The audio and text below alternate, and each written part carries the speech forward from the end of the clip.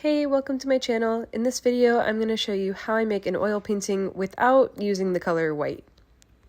So in this video, I'm going to be doing a painting using a limited palette of colors. I'm going to use cadmium yellow light, cadmium red, and ultramarine blue. Recently, I was going on vacation for the holidays and I was going somewhere remote, so I made sure when we flew in to the nearest city to buy some oil paints, and I bought these paints that I showed you here and some white. But somehow on the way from the city to where we were staying for vacation, I lost my white paint. And so I decided, well, let me take this as an opportunity to see if I can make a painting without white and see how that would turn out using just this limited palette of colors.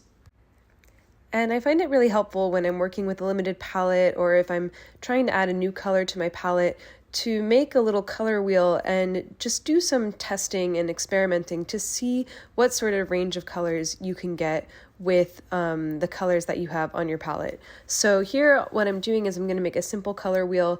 I'm putting yellow at the top and then I'll put the red on the side and blue on the other side. And then I'm just going to start filling in mixtures of those colors. So mixing a little bit of blue with the yellow to start mixing some greens and making oranges, filling in those secondary colors to see what I can get with this palette. And I just find it really helpful because when you're looking at the three colors themselves, it can be hard to imagine the combinations that you could get when you mix them. And if you're not very familiar with a certain color, sometimes the way it mixes with other colors can be surprising. Sometimes it can come out really strong, or it can come out, sometimes it's overpowering, sometimes it's very weak. Other times when you mix it with a color, you can get a certain shade of purple or shade of green that you wouldn't have expected. So even though I've used these colors a lot, like this is kind of these are staples in my go-to palette. I usually don't use them, just the three of them together, and I always have titanium white. So I find it really helpful to go through this exercise so that I could start to see what are the range of colors that I'm getting. So you can see here I've mixed a couple greens. I have a slightly yellower green and then a slightly bluer green. Then I go and I start to mix some purples. The purples are really hard to distinguish from each other just because the blue and the red are both pretty dark colors. But I'm trying to get one purple that leans a little bit more towards blue and one that leans a little bit more towards red. And if I was working with a limited palette with any primaries, I would do a color wheel like this, and then usually I would also start to add white to some of the mixtures and try to get the tints of some of these colors. So you could add white to each of these purples, and then that would distinguish the purples a little bit more. But here I really don't have white, so I don't have much of an option there. And so I'm just mixing the secondary colors, now moving on to the oranges, so mixing an orange that has a little bit more of a yellow, and then an orange that has a little bit more of a red. And then once I've mixed these secondary colors, then I go to mix the tertiary colors. I want to see what beautiful neutral browns I can get with this palette, because I think in a lot of my paintings, I don't like to paint exclusively in, bright saturated primary colors. I think, there are painters who like to do that, and that's great. And if they're really good at that, you can make beautiful paintings using all saturated colors. I really enjoy using, being a little bit more restrained in my use of saturation, and I think it's because I do a lot of naturalistic painting. I'm painting what I see in life, and usually I don't see these, bright colors out of the tube in life. So usually my paintings tend to lean more on they operate more in the space of neutrals, and then I like to use some of the more saturated notes to draw attention to areas of emphasis. And so I was thinking about doing that here with this palette. I figured I would stay mostly in these beautiful browns that I'm creating here, and then I could use the more pure notes of color just to highlight certain areas. So mixing these browns, like when I'm looking at this color wheel, I'm thinking, okay, these browns are probably what I'm going to be using most of the time. And here I also want to say, so when I was thinking about my approach to painting without white, I actually asked people on social media if they had any recommendations on how I could go about doing this. And the first recommendation was to use yellow as my white. So use the yellow as my lightest color, which also works really well with the yellow that I have, this cadmium yellow, because it's a very opaque yellow. So titanium white is an opaque white. Cadmium yellow is an opaque yellow. So I figured, okay, I could use the yellow as my white. It's an opaque color. Like I know how to work with that to lighten the other colors. The other suggestion was to dilute my paints significantly and paint with them more like I'm painting with watercolor. So that was another idea that I got, and I decided to paint with using the yellow as my white because I was pretty curious about how that would turn out. And it is more in, like, I knew I could use a lot of my usual oil painting skills and processes in painting this way. It was more like I'm painting with, I knew I would have to compress my value range and everything would kind of have a yellow tint to it. But I was okay with that. So that's just something that I was thinking about as I was mixing these colors too, is like, how would these look in a painting? Like, how can I make a painting where yellow, this saturated yellow, is my lightest and brightest color? And as you can see, as I'm mixing these tertiary colors, I can get some really nice and interesting browns. So get some really great neutral colors, and I can still mix a really strong, powerful black, which I'll mix in the center of the color wheel. So that was really helpful when thinking about what I could paint. And I was thinking, well, I could even do almost like a monochromatic painting where I have yellow, it's like a yellow-black painting. But I do like how at least having the red and blue gives me room for a little bit more complexity. I can shift the browns more towards red. I can make them a little warmer. I can make them a little cooler. And so that gives me some extra kind of like wiggle room for expression in the painting. And then after mixing the color wheel, I thought, well, what if I did explore the option of just doing like two colors in the painting, like having yellow and red or yellow and blue. So I just kind of put some of the yellow paint out in these lines to make, I guess you could call it like a value scale, but instead of going from white to black, it's going to go from yellow to the other color.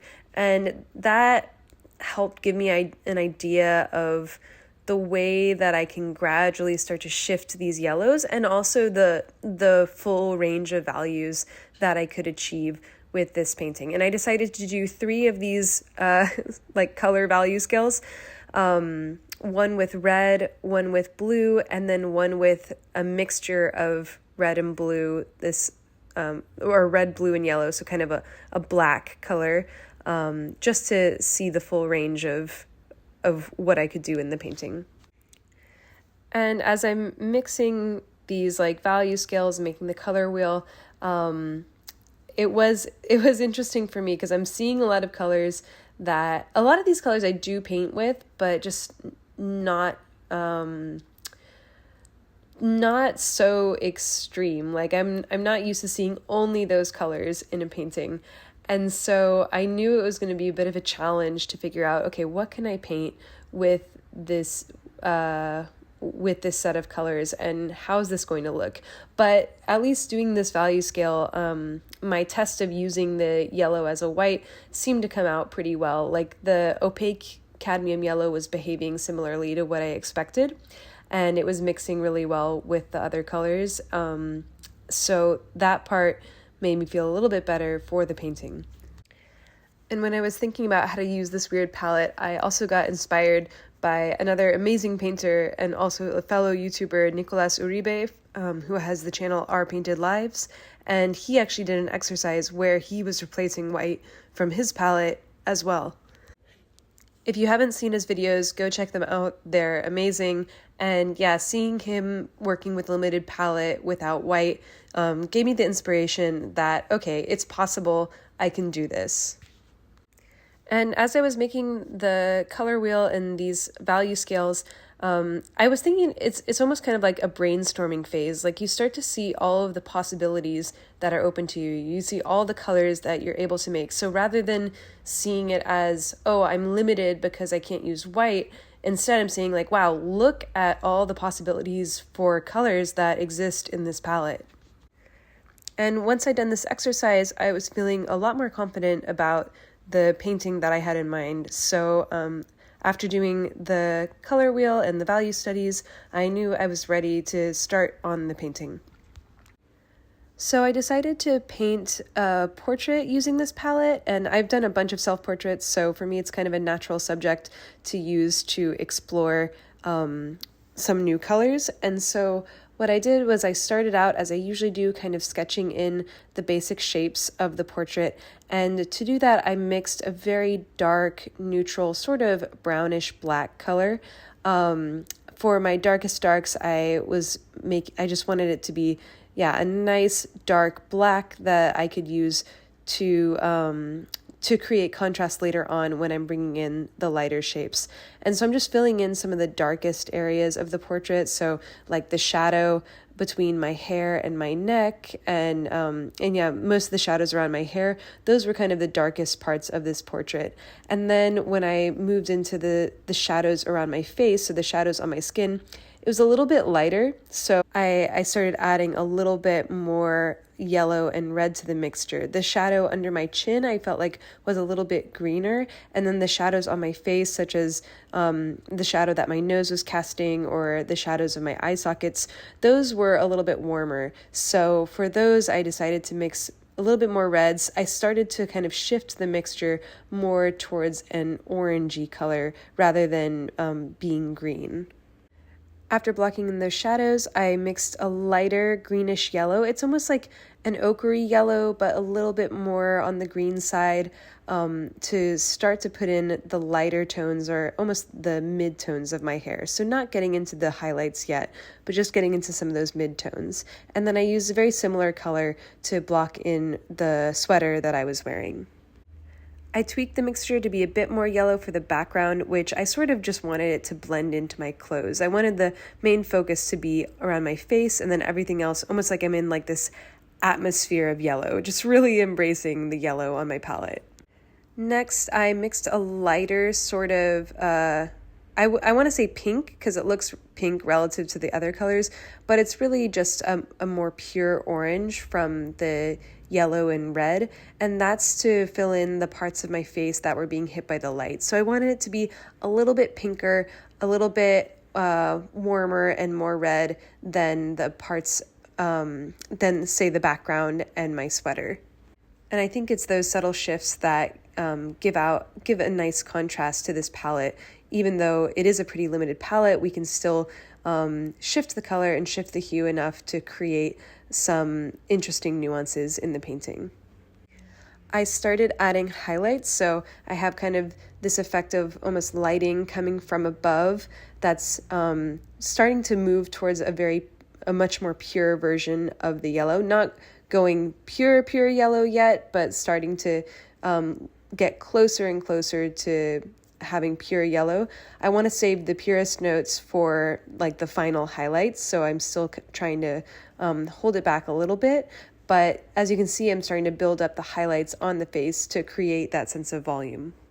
So at this point, I've got most of the colors blocked in, and so I really just have to refine some of the details and add those final highlights, those notes of really bright yellow. So here I'm going in and putting in those highlights, and here it's also really helpful that this is an opaque yellow that I found it didn't behave like texture-wise exactly like titanium white, but it had a similar behavior in terms of like layering with the other paints that I get with titanium white. And so that made it a lot easier to layer on this portrait. I think it would have been different if I'd been using maybe like a lemon yellow or a Hansa yellow that I found to tend to seem like they're a little bit more liquidy, but this cadmium yellow light was like nice and solid, and I could just lay it right on top of these other colors to create those highlights. I will say it felt really strange using yellow to create those highlights, but at the same time it was kind of cool. Like it really felt like there was this strong yellow light that was hitting the portrait. So here's the final outcome. I think it's like it's pretty cool because this is like a painting that I probably never would have done had I not been in this situation. It's just such a departure from what I usually do. But at the same time, it was like a really good learning experience, and I really enjoy kind of the effect of it almost seems like there's this like strange yellow haze that's permeating the painting, and I think that like creates a really interesting effect, a really interesting mood. And although I was initially really reluctant to do this exercise and I was missing my titanium white, once I finished this painting, I was pretty excited because I think it came out, it looks really cool, and it was a good challenge, and it made me think, okay, what other ways can I change my palette and try something new just to get out of my comfort zone and see what I can learn. Anyway, that's all I have for today. I hope you liked this video, and let me know in the comments if it gave you any ideas or inspiration of ways that you can test yourself and experiment and get out of your comfort zone.